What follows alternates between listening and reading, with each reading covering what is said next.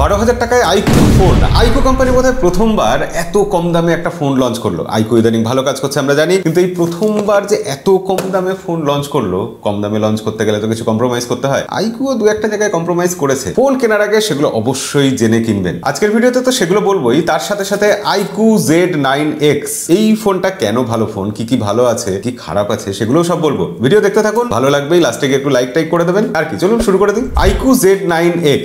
IQOO যখন একটা phone বার করেছে সেই ফোনটাতে কয়েকটা তো হাইলাইটেড পয়েন্ট থাকবেই, মানে যেগুলো দেখে সবাই আকর্ষিত হবে, যেগুলো দেখে ফোন কিনতে যাবে, যেগুলো দেখে সবাই ভাবে আরে কার্ড তো কেউ দিচ্ছে না। তো সেরকম জিনিস এই ফোনে তিনটে আছে। সেই তিনটে কি কি?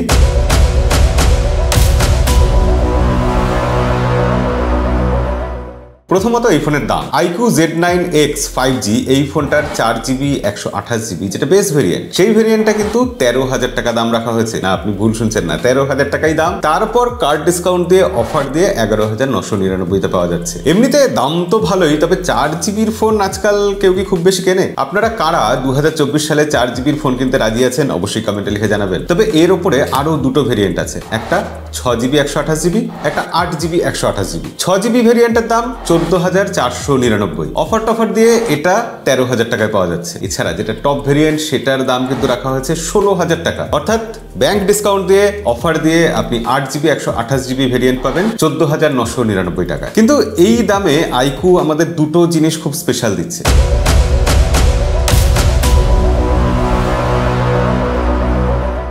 প্রথমত এখানে রয়েছে কোয়ালকমের প্রসেসর, কোয়ালকম স্ন্যাপড্রাগন 6 Gen 1, 4 ন্যানোমিটারের প্রসেসর, কিন্তু তার উপর আবার 5G প্রসেসর। স্ন্যাপড্রাগনের প্রসেসর শুনলেই আমাদের তার উপর একটু ভালোবাসা বেড়ে যায়, কিন্তু এই স্ন্যাপড্রাগনের প্রসেসরটা TSMC তৈরি করেনি, এটা কিন্তু তৈরি করেছে স্যামসাং। তবে প্রসেসরটা এমনিতে ভালো, বেশ ডে টু ডে লাইফে আমরা যখন গেম টেম খেলছি, টুকটাক কাজ করছি, সেগুলো ভালোভাবেই করে দিচ্ছে। র্যাম ম্যানেজমেন্ট বেশ ভালো, ফোনে কোনো বড়সড় হিটিং ইস্যু নেই। গেম খেলতে গিয়ে আমরা দেখেছি যে হ্যাঁ খুব বেশি ল্যাগ করছে না বা স্টার্টার আসছে না, একটা ঠিকঠাক এক্সপিরিয়েন্স আমরা পাচ্ছি। তার উপর এর মধ্যে আইকুর সেই মনস্টার মোড তো আছেই। তো মনস্টার মোড দিয়ে আমরা যখন গেম খেলছি, হ্যাঁ গেম তো ভালোই চলছে। এখানে স্টোরেজ টাইপ রয়েছে UFS 2.2 এবং LPDDR4X র্যাম রয়েছে। এরপর তৃতীয় হাইলাইটেড পয়েন্ট,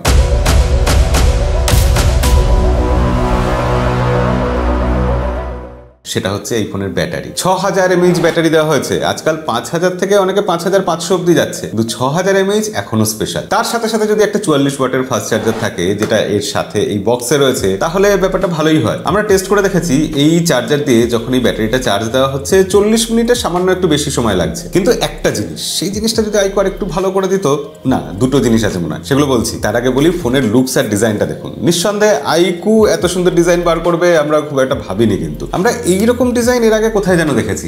ভিভোর ফোনে বোধহয় একবার দেখেছিলাম, রিয়েলমির ফোনেও এই টাইপের একটা ডিজাইন এসেছিল। তবে যেটাই হোক না কেন, ডিজাইনটা দেখতে ভালো লাগছে, কালারটাও খুব সুন্দর। ব্যাক সাইডে প্লাস্টিক আছে, ফ্রেমটাও প্লাস্টিকের এবং একটু বক্সি টাইপের ডিজাইন, মানে চারদিকে যে ফ্রেমটা আছে সেটা কিন্তু একদম ফ্ল্যাট ফ্রেম। তবে হাতে ধরতে খুব একটা অসুবিধা হচ্ছে না। অসুবিধা হবে কি করে, ফোনটা এমনিতে বেশ পাতলা, কিন্তু 7.9 মিলিমিটার থিকনেস রেখেছে। 6000 mAh ব্যাটারি দিয়ে 7.9 মিলিমিটার থিকনেস রাখা লিথিয়াম পলিমার ব্যাটারি আছে, আমি ঠিক জানি না, আপনারা কমেন্টে লিখে জানাবেন। লিথিয়াম পলিমার আর লিথিয়াম আয়ন এই ব্যাটারির ব্যাপারে আমরা কিন্তু আমাদের লাস্ট প্রশ্ন উত্তর পর্বের ভিডিওতে আলোচনা করেছি, সেটা দেখে নেবেন অবশ্যই। এবার আমরা ফোনের ডিসপ্লেতে চলে আসি। ডিসপ্লেটা 6.72 ইঞ্চির একটা IPS LCD প্যানেল, অ্যামোলেড নয়। অ্যামোলেড নিতে হলে আপনাকে আর 1000 খানেক টাকা বেশি খরচা করে রিয়েলমি P1 এর দিকে যেতে হবে, না হলে এই ডিসপ্লে কিন্তু খারাপ নয়। 120 Hz এর ফুল HD প্লাস ডিসপ্লে এবং সাইডে বেজেল খুব একটা বেশি নেই, তবে চিন সামান্য আছে। ডিসপ্লের পিক ব্রাইটনেস 1000 নিটস এবং সেটা যথেষ্ট, এমনিতে দেখতে খুব একটা কিন্তু সমস্যা হয়নি। অবভিয়াসলি বুঝতেই পাচ্ছেন যেহেতু LCD প্যানেল, তাই ইন ডিসপ্লে ফিঙ্গারপ্রিন্ট সেন্সর নেই রিয়েলমি P1 এর মতো। এখানে রয়েছে সাইড মাউন্টেড ফিঙ্গারপ্রিন্ট সেন্সর, যেটা ওই পাওয়ার বাটনের মধ্যেই দিয়ে দেওয়া হয়েছে। তবে আপনাদের মন কেড়ে নেওয়ার জন্য আইকু কিন্তু আইকু Z9X এই ফোনটাতে আরো দু একটা জিনিস যোগ করেছে, যেমন IP64 রেটিং। শুনলেই মনে হয় না যে একটু প্রিমিয়াম ফোন? আরো প্রিমিয়াম মনে হবে যখন আপনি শুনবেন যে এখানে ডুয়াল স্টিরিও স্পিকার আছে, তার সাথে সাথে আবার হাই রেস অডিও আছে। তবে এই স্পিকারের মধ্যে আইকু একটা বেশ ভালো জিনিস করেছে, আপনাদের দেখাই।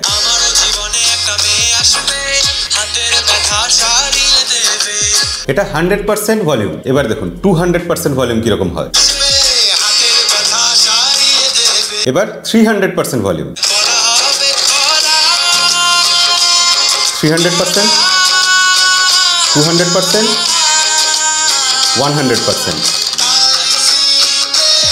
তো এটা সফটওয়্যার দিয়ে করা হয়েছে, কিন্তু এই জিনিসটা বেশ কাজে। 100% ভলিউমে তো আমরা গান শুনি, কিন্তু সত্যি 200 বা 300 যখন আমরা যাচ্ছি মনে হচ্ছে যে সাউন্ড বাড়ছে। কিন্তু যেহেতু এটা বাজেট ফোন, আইকু এই ফোনে কিছু জায়গায় তো কস্ট কাটলমেন্ট করেছে, না হলে ফোনের দাম এত কম রাখবে কি করে? প্রথমত আমার যেটা দেখে খুব অবাক লাগলো যে এই ফোনটার উপরে কোনো সেকেন্ডারি নয়েজ ক্যান্সেলেশন মাইক নেই। এই জিনিসটা আমার মনে হয় সব ফোনেই দেওয়া উচিত, বাজেট ফোনেও দেওয়া উচিত। কখনো ইনফিনিক্স বা টেকনো দেয়নি বলে আমরা সমালোচনা করেছি, আজকে আইকু দিচ্ছে না তাই আমরা বলবো না এটা তো হতে পারে না। দ্বিতীয়ত এই ফোনের ক্যামেরা, না এখানে ব্যাক সাইডে 50 মেগাপিক্সেল ক্যামেরা আছে এবং সেটা দিয়ে আমরা যখন ছবি তুলেছি ঠিকঠাক ছবি উঠেছে। এই দামে এরকম ছবি উঠলে সেটা ভালোই বলতে হয়, খারাপ বলা যায় না। কিন্তু হ্যাঁ, যেরকম হয় আজকাল এরকম বাজেট সেগমেন্টের ফোনে কোনো আলট্রা ওয়াইড অ্যাঙ্গেল লেন্স থাকে না, তো এখানেও নেই। বরঞ্চ আইকু এখানে একটা 2 মেগাপিক্সেলের এমনি ছেলে ভোলানো লেন্স দিয়ে দিয়েছে, সেটা না দিয়ে একটা আলট্রা ওয়াইড দিলে খুবই ভালো হতো। তবু ঠিক আছে, এই দামে আমরা একটা 50 মেগাপিক্সেলের ক্যামেরা দিয়ে কাজ চালিয়ে নিতে পারি। দেখে ভালো লাগলো যে আইকু এখানে 4K তে ভিডিও রেকর্ডিং এর অপশনটা সরিয়ে নেয়নি। 4K 30 FPS এ ভিডিও রেকর্ড করা যায়, তবে ফ্রন্ট ক্যামেরাতে কিন্তু 4K তে ভিডিও রেকর্ড করা যায় না, এবং ফ্রন্ট ক্যামেরাটা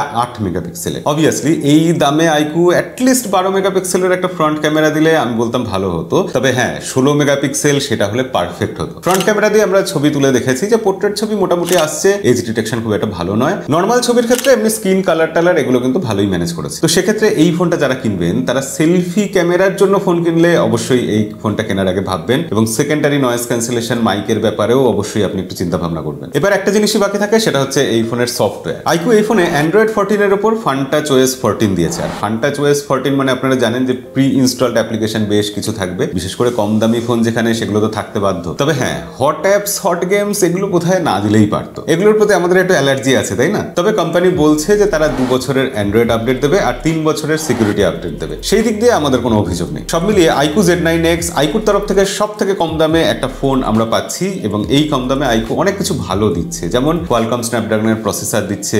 আইকু বরাবরই পারফরমেন্স সেন্ট্রিক ডিভাইস বার করে, তো পারফরমেন্সের দিক দিয়ে এই ফোনটা যথেষ্ট ভালো। এছাড়া একটা ঠিকঠাক ডিসপ্লে আছে, ফোনটা দেখতে খুব সুন্দর। 50 মেগাপিক্সেলের ব্যাক সাইডের মেইন ক্যামেরা, সেটাও মোটামুটি কাজ চালিয়ে দেবে। এবং সব থেকে বড় কথা, এই ফোনটা চালানোর জন্য রয়েছে 6000 mAh ব্যাটারি, এবং তার সাথে সাথে 18 ওয়াট নয়, একেবারে 44 ওয়াটের ফাস্ট চার্জার আছে। তার সাথে সাথে রয়েছে dual stereo speaker, IP64 rating. Budget centric phone, তবে এখানে কিন্তু হাইব্রিড সিম স্লট রয়েছে, অর্থাৎ দুটো সিম আপনি একই সাথে ইউজ করতে পারবেন, অথবা একটা সিম কার্ড একটা মেমোরি কার্ড আপনি একসাথে ইউজ করতে পারবেন। এই ফোনটা 12,000 টাকার জন্য খুব একটা খারাপ ফোন নয়, নেওয়া যেতেই পারে। তবে হ্যাঁ, আপনি মাথায় রাখবেন যে সেলফি ক্যামেরার দিক দিয়ে এই ফোনটা একটু দুর্বল, এবং এখানে কোনো সেকেন্ডারি নয়েজ ক্যান্সেলেশন মাইক নেই। আর ফানটাচ ওএস যদি আপনি পছন্দ করেন, ব্লোটওয়্যার নিয়ে আপনার সমস্যা না থাকে, তাহলে তো কোনো অসুবিধাই রইল না। আমরা সবাই চাই যে আইকুর মতো কোম্পানি যারা একটু দামি ফোন বার করতো, যারা পারফরমেন্সের দিকে ফোকাস করতো, তারা এরকম কম দামে ফোন বার করুক। অবশ্যই তাহলে আমাদের কাছে অপশন আরো বেড়ে যায়। এই ব্যাপারে আপনার কি মতামত অবশ্যই কমেন্টে লিখে জানাবেন। ভিডিও ভালো লাগলে লাইক করে দেবেন, সেটা ভুলবেন না কিন্তু। দেখা হবে পরের ভিডিওতে। আজকের মতো